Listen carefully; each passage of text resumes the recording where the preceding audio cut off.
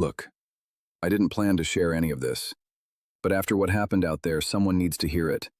Someone needs to understand why the map I left behind can't be trusted. My name is Daniel Mercer.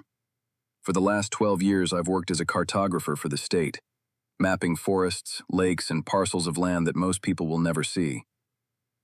3 months ago, I was assigned to survey a newly purchased tract of wilderness, 26 square miles of untouched forest. No trails, no structures, no history.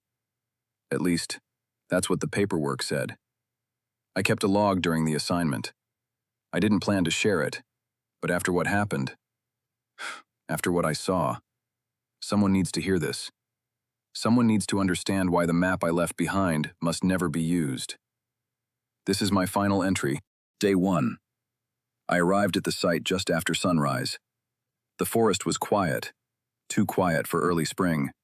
No birds, no insects, just wind moving through the pines like a whisper.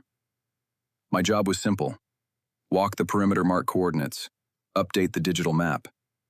I set my GPS, took my first reading, and started walking. 20 minutes in, I noticed something strange. My GPS showed I was moving north, but the compass on my vest said I was heading east. I recalibrated both. Same result. I chalked it up to magnetic interference. Old forests can do that. But then I reached a clearing that wasn't supposed to exist. A perfect circle of dead grass, 20 feet across. No trees, no stumps, no signs of fire. Just emptiness.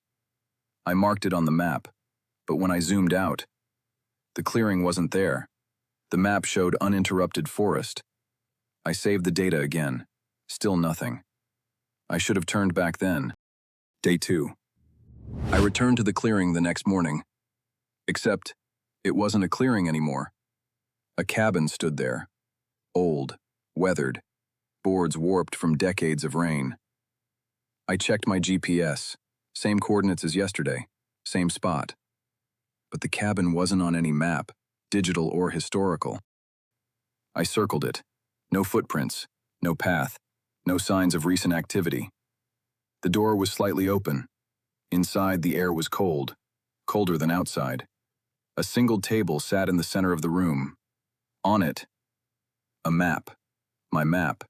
The one I had updated last night. Except this version had something new. A small black square labeled Structure A, right where the cabin stood. I hadn't added that. I left immediately. Day 3. Back at my temporary field station, I opened my laptop. The map file had changed again. Now there were 3 structures marked: Structure A, Structure B, Structure C, all in different parts of the forest. I zoomed in on Structure B.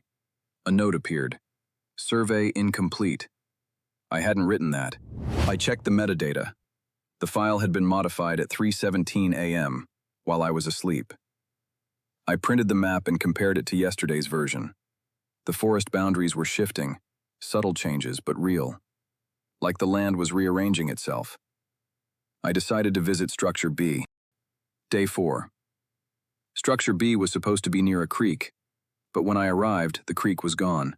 Dry riverbed, no water, no moisture, like it hadn't flowed in years. At the marked coordinates, I found another clearing. This one wasn't empty. A metal tower stood there, rusty, bent, like an old fire lookout tower that had collapsed halfway. But here's the thing. I had surveyed this area last year for a different project. There was no tower. Nothing like this existed. I climbed the first few steps. They groaned under my weight. Halfway up, I heard something.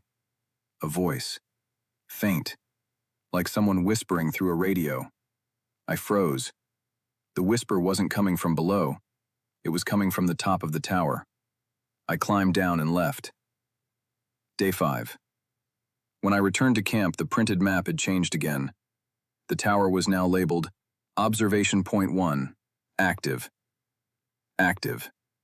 I checked the digital version. Same label. But there was more. A new note. Proceed to Structure C. Do not deviate. I didn't write that. No one else had access to my files. I zoomed out. The entire forest layout had shifted again. Paths that didn't exist before were now marked. Rivers had moved. Elevation lines were different. It was like the map was updating itself based on a version of the forest that didn't match reality. Or worse, reality was changing to match the map. Day 6. Structure C was deep in the forest, farther than I had planned to go. The deeper I walked, the quieter it became. No wind, no animals, just the sound of my own breathing. After 2 hours, I reached a lake, perfectly still, like glass. But according to every map, old and new, there was no lake here. In the center of the lake was a small island. On the island, a tower. Not like the metal one. This one was stone, ancient looking. I zoomed in on my GPS. The screen flickered, then displayed a message. Final structure located. I blinked. The message changed. Do not map this. I stepped back. The lake rippled. Something moved beneath the surface. Large, slow, deliberate. I ran. Day 7. I packed my gear before sunrise. I needed to leave. Whatever this forest was, whatever it was becoming, I didn't want to be part of it. But when I opened my laptop one last time, the map had one final update. A new label, right at my camp's coordinates. Structure D, Surveyor. My breath caught in my throat. I zoomed in. The label changed. Survey complete.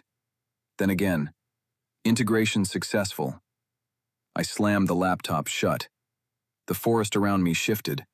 I swear the trees were closer than before. The air felt heavier, like the land itself was watching. I left everything behind and ran until I reached the highway. I didn't look back. I'm recording this from a motel 2 towns over. I haven't slept. Every time I close my eyes, I see the map updating itself. I hear the whisper from the tower. I feel the lake shifting. I don't know what that forest is. I don't know what it wants. But I know this. The map I left behind is not a map of the land. It's a map of something else, something alive, something that learns, something that grows. If anyone finds my equipment, do not open the map file. Do not follow the coordinates. Do not return to that forest. Because once the map knows you, it doesn't forget, and it doesn't let go.